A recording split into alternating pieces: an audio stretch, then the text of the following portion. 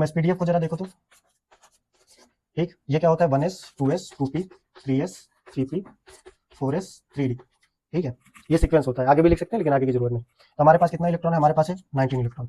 S में कितना होता है, एस में 2 इलेक्ट्रॉन रख सकते हैं, पी में कितना 6 इलेक्ट्रॉन रख सकते हैं, डी में कितना 10 इलेक्ट्रॉन रख सकते हैं, एफ में कितना 14 इलेक्ट्रॉन तक रख सकते हैं। तो एस में कितना भरेंगे 2 इलेक्ट्रॉन, बचेगा कितना 17, 17 में से फिर 2 आगे चला जाएगा, कितना बचेगा 15, फिर 15 में से कितना 6 इधर चला जाएगा, कितना बचेगा 9, फिर 9 में से 2 इधर चला जाएगा, कितना बचेगा 7, ठीक, और 7 में से फिर 6 इसमें चला जाएगा, कितना बचेगा 1, और 1 चला जाएगा इसमें, ठीक।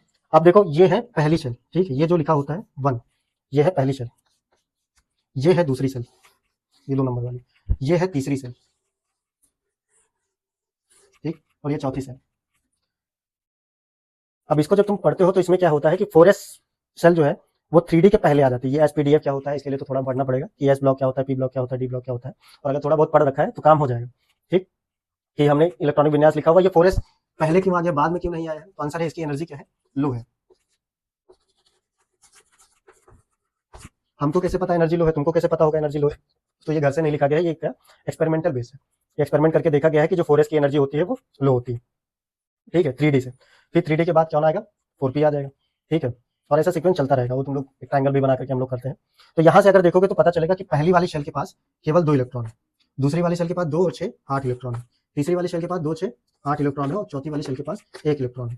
तो यहाँ से हमको पता चलता है क्योंकि चौथी सेल का एनर्जी जो है वो कम है, 4s की एनर्जी जो कम है, ठीक है, इसलिए जो 2889 ना होकर के इसको होना क्या चाहिए था 289 होना चाहिए था, लेकिन 1 इलेक्ट्रॉन इसमें ना जाकर के वो आगे जम कर जाता है, ठीक है। जबकि के एलिमेंट में क्या है, के एलिमेंट सेम एनर्जी है, के एलिमेंट, इसमें के की एनर्जी कम है, एल की ज्यादा है, एम की और ज्यादा है, एन की और ज्यादा है, ठीक है। तो उसने क्वेश्चन ये जानने के लिए तुमसे यही पूछा हुआ है।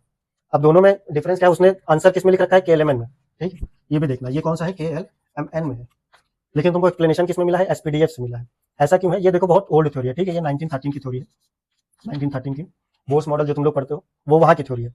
ये एसपीडीएफ जो है क्वांटम की थ्योरी है, श्रोडिंगर वेव इक्वेशन जहां से स्टार्ट होता है, ये अप्रॉक्सीमेट 1926 की थ्योरी है, ठीक है। उसके लगभग 13 साल बाद इस थ्योरी को दिया गया था, और ये एडवांस थी उससे, अभी भी यही चलती है, ठीक है। तो इसको देखने की बजाय ये के एलिमेंट पढ़ने की जगह पर तुमको अगर इलेक्ट्रॉनिक विन्यास पढ़ना होगा तो तुम एसपीडीएफ पर जाओगे, एसपीडीएफ पढ़ोगे, और एसपीडीएफ से इलेक्ट्रॉन्स कितने होते हैं वो निकालना सीखोगे, के एलिमेंट के थ्रू इलेक्ट्रॉन निकालना नहीं सीखोगे। बस के एलिमेंट में लिखा कैसे जाता है इतना सीख लिया, बहुत है, लेकिन कभी भी वैल्यूज तुम्हारी सही नहीं आएंगी। अभी हमने देखा कि 18 तक सही चल रहा था, 19 नंबर आते ही सारा खराब हो गया, तो 18 तक तो ठीक ठाक है, ठीक है। तो ये सीक्वेंस कहाँ से आता है, कैसे बनता है, ये सब तो जब एसपीडीएफ के बारे में हम लोग पढ़ेंगे, इलेक्ट्रॉनिक विन्यास कैसे करते हैं एसपीडीएफ में वो सीखेंगे, तब इसके लिए कर लिया क्योंकि इसके लिए हम लोग अभी पढ़ रहे थे, क्वेश्चन ही उसी बेस पर था, ठीक है। तो अभी के लिए इतना ही, थैंक यू।